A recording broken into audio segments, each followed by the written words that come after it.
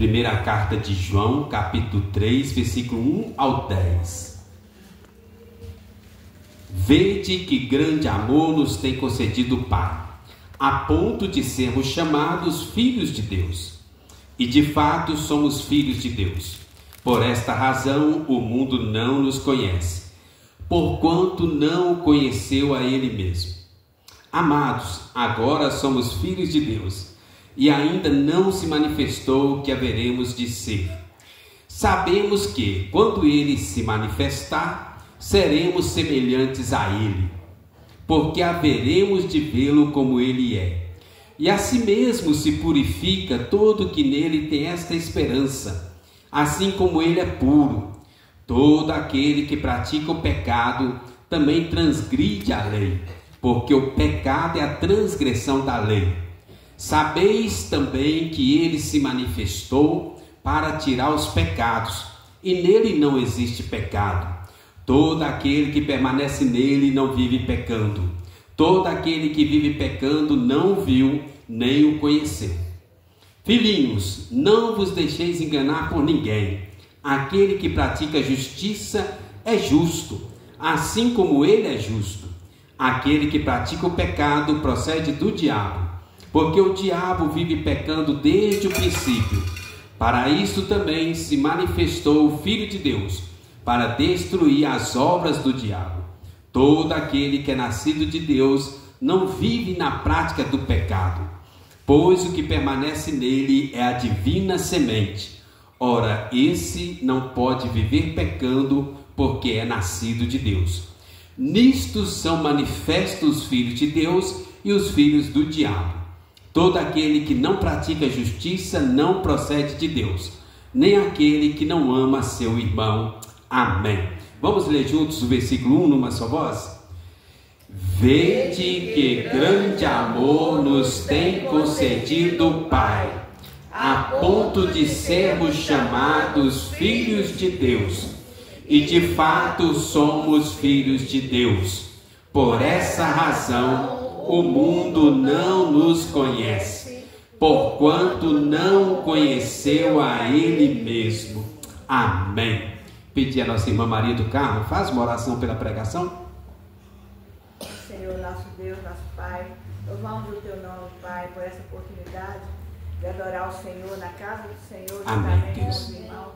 Pedimos que o Senhor abençoe e essa palavra possa chegar, Senhor, no nosso coração. Amém. O pastor possa ser usado, Senhor Deus, como instrumentos na mão do Senhor, Deus, para trazer aquilo que nós necessitamos nessa noite e todos os dias nessa semana, Senhor. Fala conosco, Pai, tenha misericórdia de cada um de nós e nos ajude, Senhor Deus, a atender a Tua vontade, conforme a vontade do Senhor. Nós oramos em Cristo Jesus. Amém. Amém, irmãos. Esta carta do apóstolo João foi escrita para trazer certeza de salvação aos cristãos que viviam naquela época.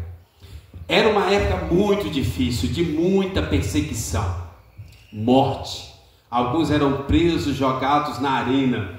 O Império Romano dominava e, de fato, no ano 70 destruiu tudo. Então, não era fácil ser cristão. Fico pensando se eu estivesse naquele lugar, naquela época.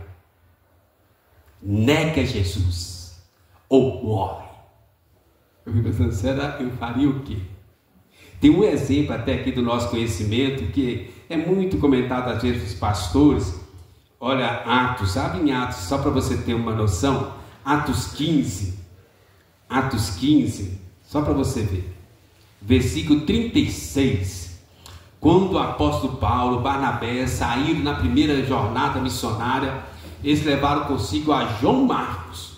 João Marcos é o que escreveu o Evangelho de Marcos. E é onde os apóstolos estavam reunidos quando veio o Espírito Santo sobre eles, lá em Atos 8. João Marcos era o filho da dona daquela casa que várias vezes aparece no cenáculo, onde Paulo fez o milagre da ressurreição de Eutico. A mãe dele tinha um dom de hospitalidade, recebia muitas pessoas na sua casa, ela tinha uma varanda enorme, era usada para culto. João Marcos conviveu com os apóstolos, ainda que não tenha convivido diretamente com Cristo. Ele cresceu, né, uma mãe piedosa, uma casa hospitaleira, viu muitos milagres, viu o batismo com o Espírito Santo acontecendo. E aí, quando Paulo e Barnabé saem na viagem missionária, vamos levar Marcos conosco, né? João Marcos, que escreveu o Evangelho de Marcos. E eles levam, no meio do caminho, Marcos pensa bem e fala assim: eu estou fora. E ele volta no meio do caminho. Barnabé e Paulo continuam. Eles apanham, são açoitados, apedrejados.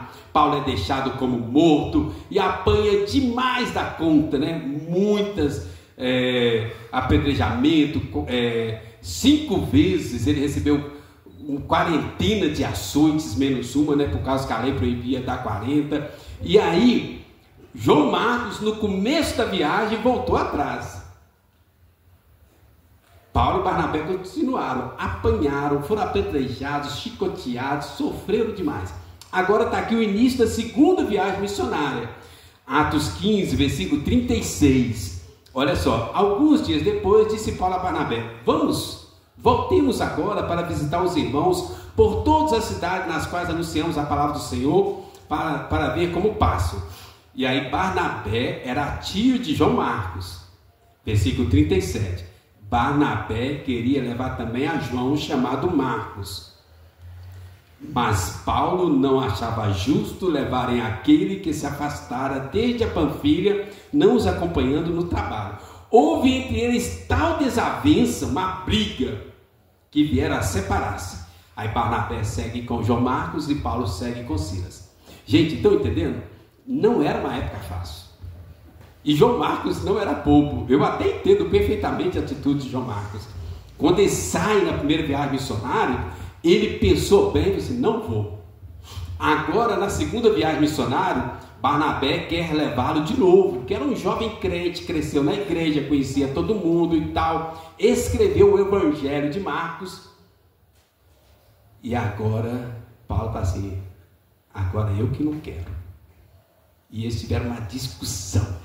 Eram homens semelhantes a nós, né? Tiveram uma briga feia.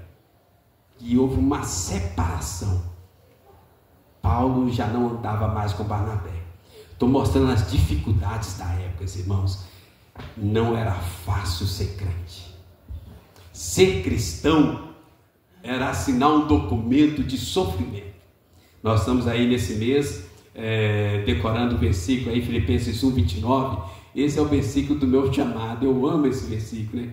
Porque vos foi concedida a graça de padecerdes por Cristo, e não somente crentes nele. Irmãos, naquela época esse versículo era muito real. Nós somos chamados não apenas para crer, mas até para sofrer por Cristo, se for necessário. Esse é o versículo do meu chamado, né? Quase todo dia eu recito ele. Então nós temos essa situação aqui. Muitos cristãos, por causa do sofrimento, da perseguição, voltavam atrás. E aí surgia uma pergunta: é crente ou não é crente? Aí o apóstolo João, que é chamado o apóstolo do amor, que é o que viveu mais tempo, que era um pai para todos aqueles novos convertidos, né?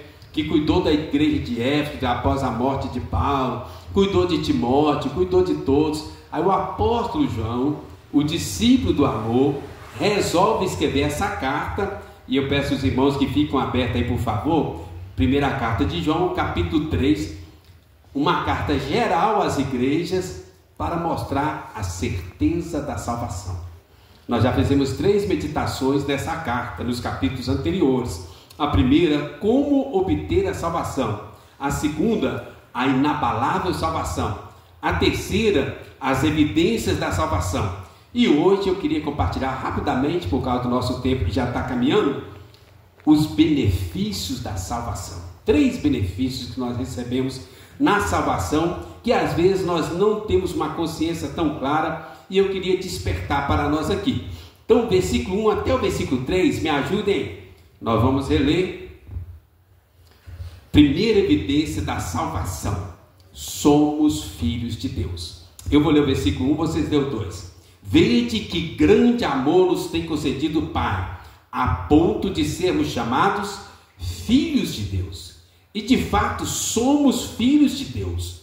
Por esta razão o mundo não nos conhece, porquanto não conheceu a Ele mesmo. Podem ler. Amados, agora somos filhos de Deus, e ainda não se manifestou o que haveremos de ser. Sabemos que, quando Ele se manifestar, seremos semelhantes a Ele, porque haveremos de vê-lo como Ele é. E assim mesmo se purifica todo que nele tem esta esperança, assim como Ele é puro. Primeiro benefício da salvação: somos filhos de Deus. Por que é importante a gente pensar isso, irmãos? Há uma ideia geral nos nossos dias que acha que todo mundo é filho de Deus. Não é. Não é. Abra sua Bíblia aí, João 1,12, faz o favor, vocês vão me ajudar. Não é. O ser humano natural é criatura de Deus, criação de Deus, assim como todo o restante da criação. Quando recebemos Jesus, recebemos a salvação, e então, somente então, nos tornamos filhos de Deus. João 1,12, quem abriu, lê por favor para mim alto aí. Vamos começar de novo? João 1,12, podem ler. Mas a todos quantos o receberam, deu-lhes o poder de serem feitos filhos de Deus, a saber, aos que creem no seu nome. Perceberam? Quem recebeu Jesus no coração como Salvador, Senhor, esse é filho de Deus. Um primeiro benefício da salvação é esse: você se torna filho de Deus. Irmãos, e na teologia nós somos adotados em Cristo, mas a palavra aqui, olha, no grego original foi escrita a Bíblia, quando fala filhos de Deus, e repete várias vezes a palavra tecna, ou tecnia, que significa gerado diretamente do Pai, do Deus Criador. Eu e você, filhos de Deus, gerados pelo Pai. Então, irmãos, veja bem, a partir do momento que você recebe Jesus, recebe a salvação, você se torna filho de Deus, gerados pelo Pai, co-herdeiro com Cristo. A obra de Jesus foi uma obra tão maravilhosa que Deus fez convergir para Jesus todo o universo. E agora nós somos herdeiros de Deus, co-herdeiro com Cristo, de todo o universo. É lógico que nós não estamos defendendo aqui a teologia da prosperidade, mas nós somos filhos de Deus, gerados pelo Pai. E aqui fala assim, ó, semelhante a Ele. Estamos no processo para nos tornarmos semelhante a Cristo. Irmãos, isso é muito grandioso. Romanos 8 fala que nós somos predestinados para que um dia sejamos semelhantes a Cristo. E aqui fala assim, olha esse versículo 3, olha aí, olha. Fala assim, e assim mesmo se purifica todo que nele tem essa esperança. Uma outra tradução, né, essa tradução é muito boa, mas uma outra tradução poderia ficar assim, olha, e assim mesmo é purificado o que está nele. Então ele está falando assim, olha, quando nós estamos em Cristo, nós somos purificados de todas as mazelas deste mundo. Benefícios da salvação: somos filhos de Deus, estamos em Cristo, co-herdeiros com Cristo, acesso a todo o universo. Deus fez convergir para Cristo. Quando você recebe a Cristo, você se torna filho de Deus, co-herdeiro com Cristo e acesso a todo o universo. É uma coisa maravilhosa que não dá para explicar muito além disso, mas nós seremos semelhantes a Ele, seremos purificados nele. Irmãos, presta atenção nisso aqui, olha. Muitas vezes, todos nós, eu imagino, e sem exceção, lutamos com alguma coisa, algum pecado, meu eu, meu ego, e a gente não obtém vitória. O segredo está aqui, ó. Nele. Se depender de nós, das nossas próprias forças, da nossa própria capacidade, nós seremos derrotados pelo pecado. Mas quando nós estamos nele, separar tempo para orar, ler a Bíblia diariamente, comunhão com Cristo, quando nós estamos nele, o pecado não tem mais força sobre nós. Daqui a pouco eu vou falar mais sobre isso. Mas o segredo está nessa palavrinha, irmãos, nele. Nele. E aí nós vemos na Bíblia uma grande quantidade de exemplos. Lembra Raabe? Raabe, antes de conhecer a Cristo, era uma prostituta. Agora ela conhece a Cristo, recebe a salvação alcança a família dela e ela se torna o quê? Rainha do povo de Deus. Sem Cristo, vendida a carne. Com Cristo, rainha da fé, rainha do povo de Deus. E ela é colocada lá na galeria de heróis da fé, ao lado de Abraão, de Davi. Entende, irmãos? Agora ela é filha de Deus, assim como Abraão, pai da fé, Davi, o homem segundo o coração de Deus, o apóstolo Paulo, e segue a lista. Um outro exemplo que me chama muita atenção também, Mateus. Mateus, antes de conhecer a Cristo, era servo do Império Romano, que massacrava o seu povo, coletor de impostos, e ele tinha direito de cobrar o tanto que quisesse, desde que mandasse o suficiente para Roma. Ele era o que a gente chamava na nossa adolescência de X9, né? Uma outra palavra, você não vai nem achar no dicionário, caguete, né? Mateus era odiado pelo seu povo, vendido, traidor. Agora recebeu a Cristo. E nós encontramos lá, e Jesus, depois de passar uma noite de oração, escolheu 12. E quem é que está no meio dos nomes dos 12? Mateus. Percebe, irmãos? Agora não é mais o coletor de impostos, o publicano, o traidor, o X9, o caguete. Não. Agora ele é o Filho de Deus. E agora ele é apóstolo. E vai escrever um evangelho dedicado a Jesus. Primeiro benefício: você não é mais quem você era antes. Passou uma borracha no seu passado. Agora você tem um novo nome, uma nova história. Agora você é filho de Deus. Amém? Vamos para o segundo benefício. Versículo 4 até o versículo 8, irmãos. Isso é muito importante a gente prestar atenção aqui, que é a nossa luta no dia a dia, mas não precisa ser assim. Me ajudem na leitura aí, que está muito bom hoje aí. Eu vou ler o versículo 4. Todo aquele que pratica o pecado também transgride a lei, porque o pecado é a transgressão da lei. Podem ler. Sabeis também que ele se manifestou para tirar os pecados, e nele não existe pecado. Todo aquele que permanece nele não vive pecando. Todo aquele que vive pecando não o viu nem o conheceu. Podem ler. Filhinhos, não vos deixeis enganar por ninguém. Aquele que pratica a justiça é justo, assim como ele é justo. Aquele que pratica o pecado procede do diabo, porque o diabo vive pecando desde o princípio. Para isso se manifestou o Filho de Deus, para destruir as obras do diabo. Então, segundo benefício, vitória sobre o pecado. Somos pecadores, mas o pecado não tem mais domínio sobre nós. Aquele recebeu Jesus, recebeu a salvação, se tornou filho de Deus. Agora Raabe de prostituta vira uma rainha da fé. Mateus de publicano, traidor, vira um apóstolo. E agora o pecado não tem mais domínio sobre nós.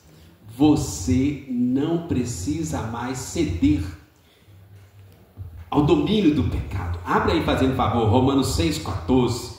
Irmãos, aqui está falando que Jesus se manifestou. para destruir as obras do diabo, para tirar o pecado, tirar a culpa.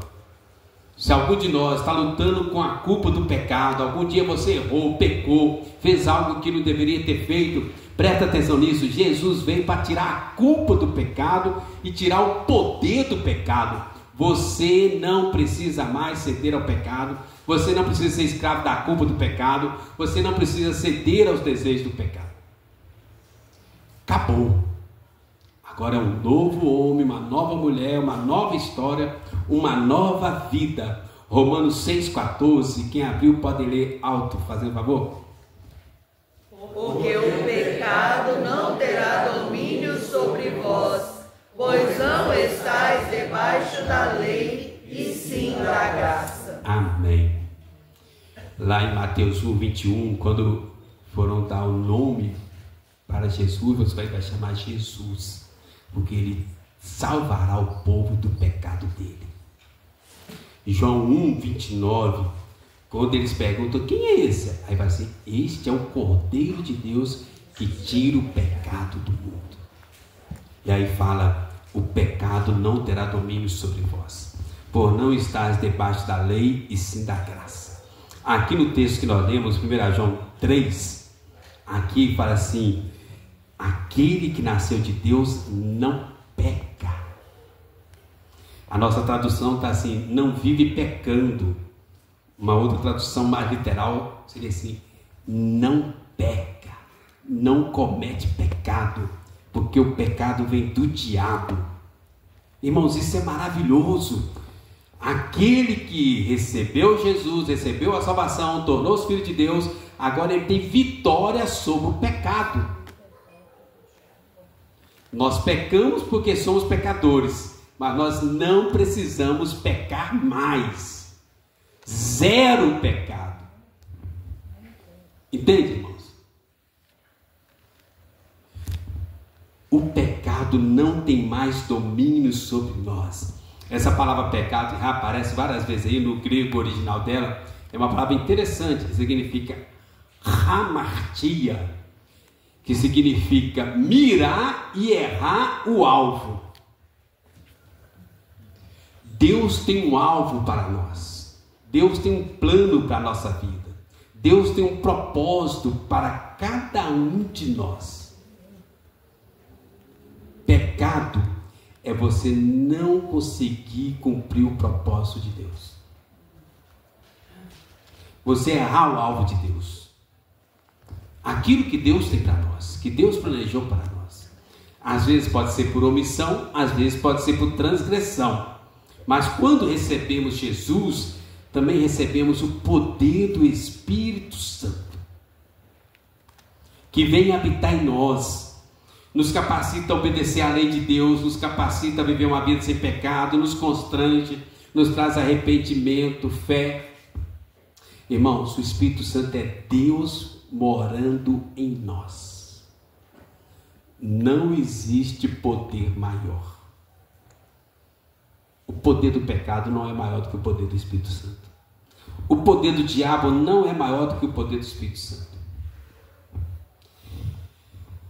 Quando nós pecamos, nós estamos negando o poder do Espírito Santo em nós, negando a obra de Jesus que veio, manifestou. Olha o versículo 5, sabeis também, e ele se manifesta para tirar os pecados. Nele não existe pecado. Todo aquele que permanece nele não peca. O grande problema nosso, irmãos, é que nós não permanecemos em Cristo. Nós não temos a comunhão do Espírito. Nós pecamos porque somos pecadores e negligenciamos o poder do Espírito de Deus em nós. Jesus se manifestou para tirar os pecados. Nele não existe pecado. Aquele que é filho de Deus tem vitória sobre o pecado. Presta atenção. Você não precisa pecar mais. Você precisa de mais comunhão com Deus. Você precisa orar mais, ler a Bíblia mais, alimentar a sua vida espiritual, para que o pecado não alcance domínio sobre nós. Irmãos, Muitas vezes nós fracassamos na nossa luta com o pecado, porque nós queremos começar de fora para dentro, mas não é assim. Eu também já lutei muito dessa forma. Nós achamos que se mudar alguma coisa do lado de fora, nós vamos obter vitória contra o pecado. Não é assim. Você alimenta a vida interior através de uma vida de oração, leitura da Bíblia, Santa Ceia, jejum, frequência aos cultos. Você alimenta a sua vida interior e aí você obtém vitória contra o pecado. Entende? É assim que funciona, de dentro para fora. Ezequiel 36, 25, assim, 36, 25, porei o meu espírito dentro de vós, e vocês não mais satisfarão, e aí vai falando uma lista de coisas lá. Entende, irmãos? Nós podemos viver sem pecar, exatamente isso. Não estou falando apenas pecar menos, é viver sem pecar, porque o Espírito de Deus habita em nós. Jesus venceu o pecado, manifestou para destruir o pecado e as obras do diabo. Nós não podemos acomodar com a voz do diabo em nosso ouvido e falar assim: não, você já está pecando menos. Não, não, não. O Filho de Deus tem o poder do Espírito para não pecar. É outra conversa, né? Lembra o apóstolo Paulo? Antes o apóstolo Paulo era um religioso, praticante, fariseu, mestre da lei, líder, né, de causar inveja em outros fariseus. Mas não tinha o Espírito de Deus. A mente distorcida. Perseguiu os cristãos. Mas quando a graça o alcançou, aí vai assim: agora não sou mais eu quem vive, mas Cristo vive em mim. Cristo vive em mim. É outra conversa, irmãos. Nós vivemos uma época que o pecado virou normal. Não pode ser normal para o Filho de Deus. Quem comete pecado é do diabo. Está aí o versículo 8. Aquele que pratica o pecado procede do diabo. Nós não podemos achar isso normal. O pecado não vai tirar a salvação daqueles que receberam Jesus. Mas o pecado tira as bênçãos, tira a alegria, tira o prazer, quebra os relacionamentos. O pecado traz enfermidade física, emocional, psicológica, espiritual. O pecado é uma tragédia na nossa vida. Imagina uma pessoa que vai no médico, o médico fala assim: ó, tem uma notícia séria para você. Qual é? Você está com câncer. Ah, estou com câncer? É. Onde? No corpo todo. Desde o fio de cabelo até a ponta dos dedos, você está todo tomado de câncer. Ah, que bom. Tá bom, obrigado. E vai embora. É isso que nós fazemos com o pecado. Mas não pode ser assim. Ninguém achar normal uma pessoa que tiver com câncer, por mínimo que fosse, a pessoa ficar feliz. Porque ele contamina todo o corpo. O pecado é assim. Ele contamina todo o corpo. Paulo fala que quem quebra um mandamento da lei, quebrou todos.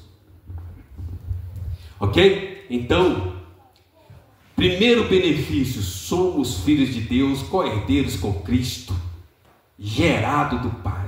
Segundo, vitória sobre o pecado. Aquele que recebeu Jesus, anda com Jesus, vive com Jesus, tem comunhão com Jesus, não peca. Não peca, porque o pecado procede do diabo.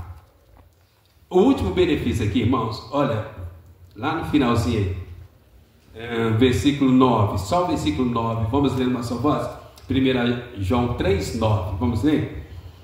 Todo aquele que é nascido de Deus não vive na prática do pecado, pois o que permanece nele é a divina semente.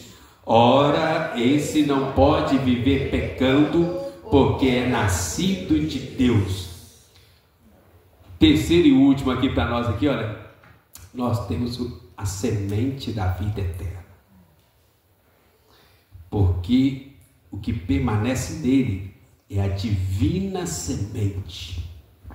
Quando recebemos Jesus, recebemos a salvação, tornamos filhos de Deus, vitória sobre o pecado. Por quê? Porque o que permanece nele é a divina semente. A semente de Deus colocada em nosso coração. Irmãos, quando nós recebemos Jesus, recebemos a semente de Deus, agora nós temos uma nova vida, a vida espiritual dentro de nós. Então o cristão, ele tem duas vidas. Tem a vida biológica, que vem do pai e da mãe, vai durar 70, 80, 90, 100 anos, mas vai acabar. Cada dia que passa, a nossa vida biológica está acabando. E tem a vida espiritual, que vem de Deus, colocada em nosso coração. A verdadeira vida começa no dia que você aceitou Jesus, filhos de Deus, e vai durar, pervadir toda a eternidade, e nunca mais acaba. Por isso, irmãos, que a gente não pode ver pecando, porque o que está em nós é a divina semente de Deus, da vida eterna, colocada em nossos corações. Irmãos, isso é maravilhoso. Abre aí, olha, primeira carta de Pedro, algumas páginas atrás aí, 1 Pedro 1, versículo 22. A semente divina em nós. Infelizmente, ainda que sejamos negligentes com os meios de graça, a semente divina em nós não deixa a semente do pecado crescer, florescer. 1 Pedro 1, versículo 22 e 23. Vamos ler juntos? Tendo purificado a vossa alma pela vossa obediência à verdade, tendo em vista o amor fraternal não fingido, amai-vos de coração uns aos outros ardentemente, pois fostes regenerados não de semente corruptível, mas de incorruptível, mediante a palavra de Deus, a qual vive e é permanente. A semente divina está em nossos corações, a qual vive e é permanente. Não acaba, não termina, não cessa. A palavra de Deus, ela dentro de nós vai crescendo, crescendo, crescendo. Incomoda, constrange, traz convicção de pecado, arrependimento, mas não para. Irmãos, aí tem um mistério. Por que alguns cristãos desenvolvem mais rápido que outros? É a mesma semente. Porque precisa ser regada com os meios de graça. Vida de oração, leitura da Bíblia, Santa Ceia, culto, jejum. Quando nós regamos a semente, ela cresce. E aí não há limite para o poder de Deus, irmãos. Mas se nós formos negligentes com os meios de graça, essa semente fica ali, sendo embaçada pela semente do pecado. Ele não pode nos dominar, mas fica ali atrapalhando a gente, incomodando a gente.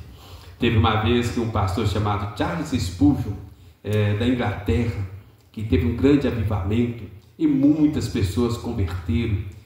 Quando ele tinha ainda 21 anos de idade, a igreja dele já tinha 10 mil membros. Ele tinha 21 anos de idade, a igreja tinha 10 mil membros, né? E aí foi uma grande bênção para a Inglaterra. Mas um dia ele estava andando nas ruas e encontrou um homem bêbado, cambaleando de um lado para o outro. E de repente, quando ele percebe, aquele bêbado está vindo na direção dele. E ele fica parado, olhando, e o bêbado vai chegando, vai chegando, vai chegando.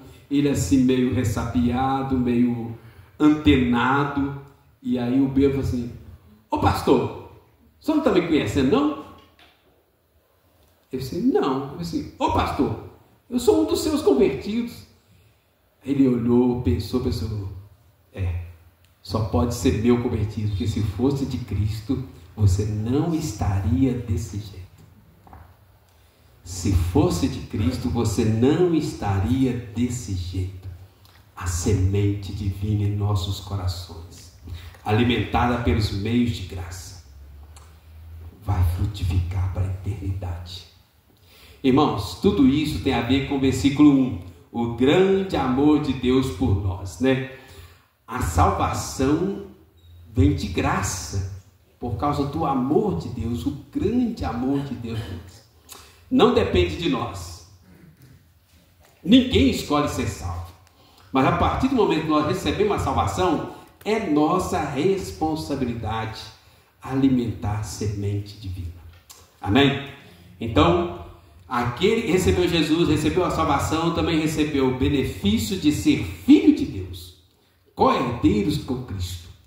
Recebeu poder para obter vitória sobre o pecado. E recebemos também a semente da vida eterna, que precisamos alimentar com os meios de graça. Amém? Vamos orar?